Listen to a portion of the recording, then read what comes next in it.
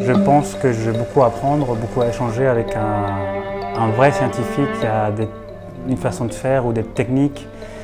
Et je ne sais pas, j'avais envie de mettre en face ma façon de travailler. Je pense que c'est surtout sur la façon de travailler et surtout la thématique sur laquelle ces laboratoires basent son travail de recherche m'intéresse beaucoup parce que je pense qu'il y a beaucoup de petites connexions en fait, avec les pixels, l'image qui s'est reproduite, la relation avec plein de différentes particules dans l'espace, comment on forme et on déforme une image et comment à la fois c'est le public qui fait ces liens entre un message, l'émetteur, l'artiste, le récepteur, le public. Donc il y a quand même tout un travail de composition.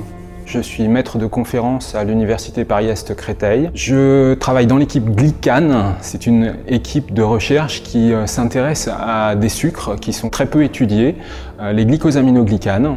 Et dans cette équipe GlyCan, en fait, je m'intéresse à tout ce qui est influence, rôle de ces glycosaminoglycanes dans les processus de mort des cellules et plus spécifiquement de la mort des cellules neuronales lors des maladies neurodégénératives. Et donc, le thème actuel, c'est tout ce qui va toucher les effets des polluants ou des molécules qu'on peut rencontrer dans l'environnement. Entre les chercheurs, les artistes, est-ce qu'on a des démarches communes? Et puis ça pourrait être intéressant aussi, puisqu'on nous demande de communiquer de plus en plus, est-ce que ça pourrait être intéressant de faire des collaborations avec ces gens pour communiquer sur nos découvertes?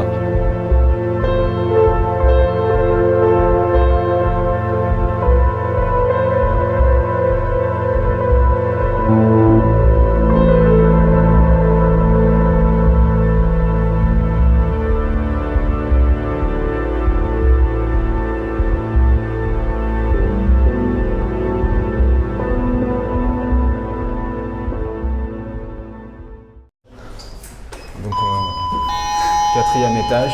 Ah, il y a un miroir. Un miroir. Je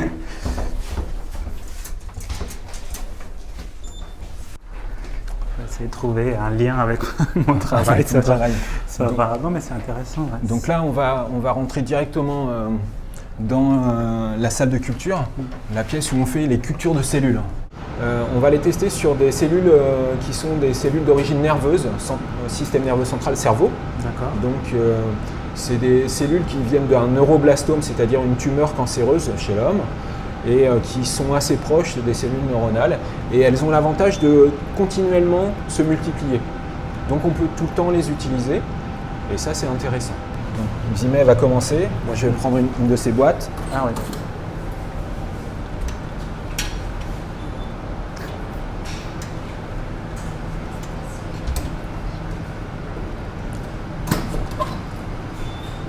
On va aller de l'autre côté, ce sera plus pratique.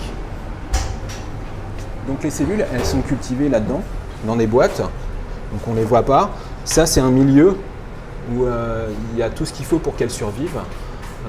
Les étuves, elles sont à 37 degrés, dans des conditions avec une certaine concentration d'oxygène et d'azote, enfin de CO2, pour mimer ce qu'on peut trouver par exemple dans les organes. Et les cellules, les nôtres ici, elles vont adhérer au fond de la boîte, c'est-à-dire elles vont s'accrocher au fond de la boîte et on va pouvoir les observer au microscope. Donc on va attendre que l'ordinateur... Qu'est-ce que tu vois? Bah, ça me fait penser dans ma recherche à tout ce qui est les réseaux en fait. C'est vraiment connecté, il y a plein de ramifications quoi. Ouais. Donc là on voit nos cellules.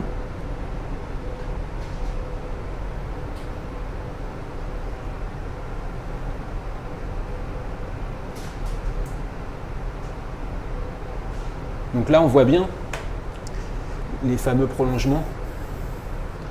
Et donc, tu vois bien aussi que les cellules, regarde celle-ci par exemple, elles ont des formes qui sont un petit peu en triangle. Là, on pense qu'on a isolé des molécules qui pourraient être présentes dans l'environnement. On a synthétisé des molécules qui pourraient être présentes dans l'environnement. Et donc, le but, c'est essayer aussi on ne va pas montrer qu'une toxicité. On ne va pas dire aux gens, voilà, il y a plein de trucs méchants, dangereux dans l'environnement, voilà, c'est bien, mais il faut aussi aller un peu plus loin et puis essayer de trouver des solutions. Donc voilà, nous là, on n'a pas cette molécule-là, mais on a trouvé quelque chose qui pourrait être présent dans l'environnement, qui semble induire quelque chose proche de la maladie de Parkinson. Et donc la question maintenant, ça va être, d'accord, c'est bien, on a ça, c'est un joli modèle. Est-ce qu'on peut tester d'autres molécules après pour, voilà, c'est le projet pour les 5 ans qui viennent, à mon avis c'est ça.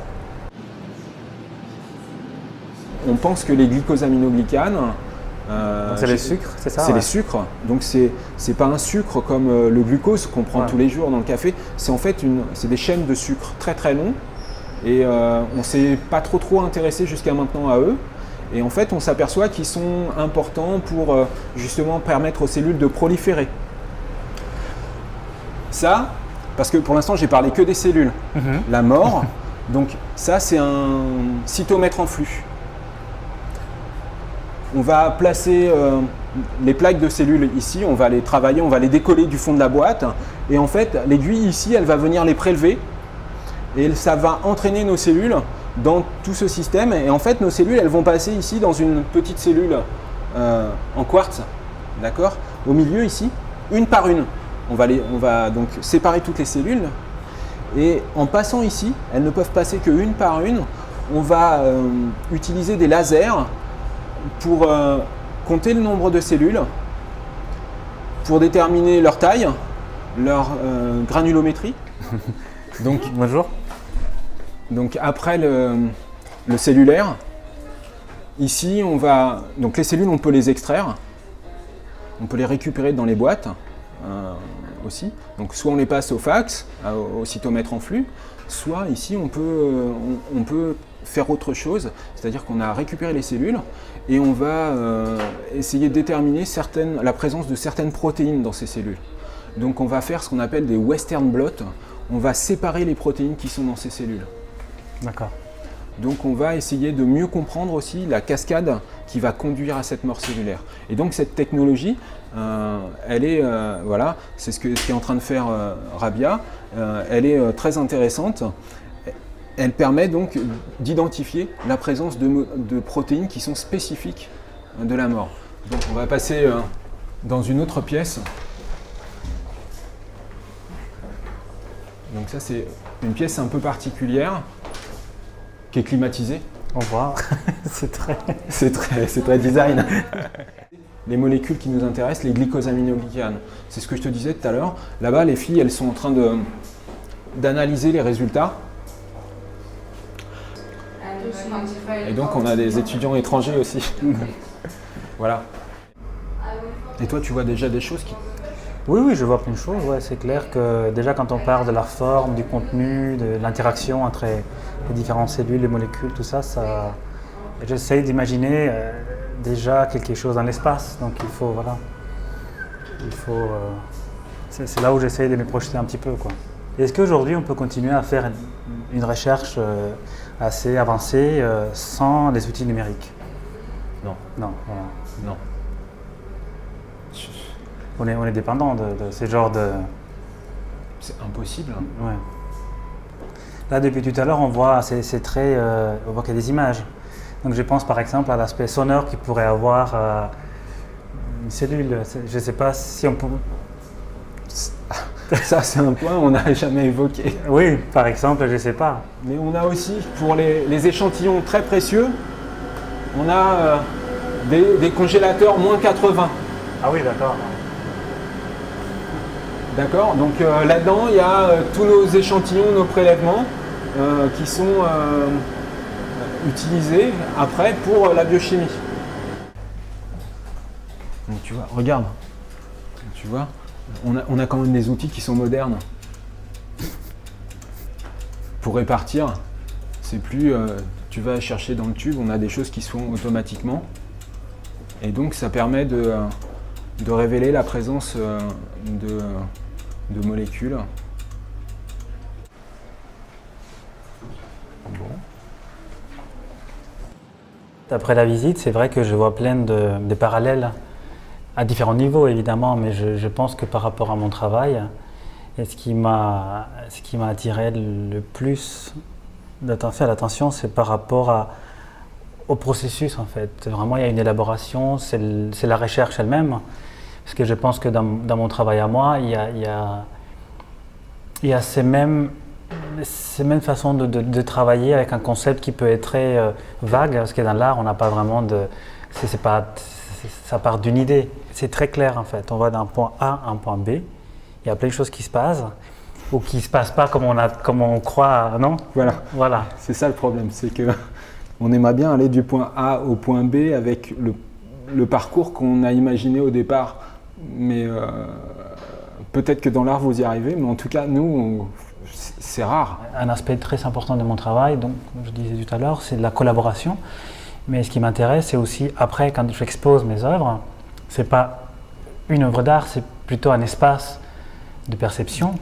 Tout à l'heure, je parlais aussi du récepteur, l'émetteur, le message.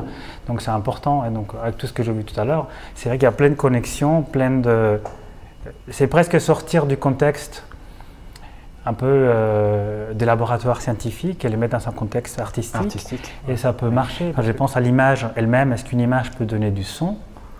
On pense plutôt au bruit de l'image. Au bruit, ouais. Voilà. Si tu voyais, si on avait une image par exemple d'une cellule qui est en train de...